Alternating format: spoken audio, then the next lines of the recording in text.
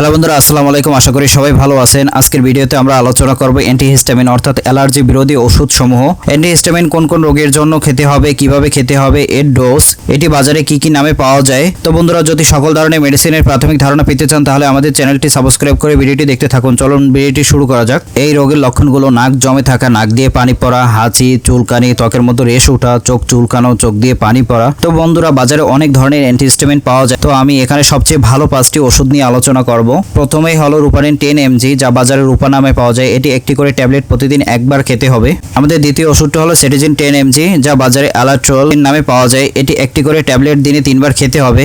আমাদের তৃতীয় ওষুধটি হলো কোলোডামফেনিরিমাইন 4 mg, যা বাজারে হিস্টাসিন হিস্টল নামে পাওয়া যায়। এটি একটা করে ট্যাবলেট দিনে 3বার খেতে হবে। আমাদের চতুর্থ ওষুধটি হলো ফেকজোফেনাডাইন 60 mg, 120 mg, 180 mg, যা বাজারে ফেকজো বা ফেনাডিন নামে পাওয়া যায়। এটি একটি করে ট্যাবলেট দিনে 3বার খেতে হবে। আমাদের পঞ্চম ওষুধটি হলো লোরাটিডাইন 10 mg, যা বাজারে লোরাটিডাইন বা লোরাটিন নামে পাওয়া যায়। এটি একটি করে ট্যাবলেট দিনে 2বার খেতে হবে। তো বন্ধুরা, আজকে এই পর্যন্তই। আমাদের ভিডিওটি ভালো লাগলে লাইক, শেয়ার, কমেন্ট করবেন এবং নতুন নতুন ভিডিও পাওয়ার জন্য আমাদের চ্যানেলটি সাবস্ক্রাইব করে ডান দিকের বেল আইকনটি ক্লিক করে দিন। ধন্যবাদ আমাদের সাথে থাকার জন্য।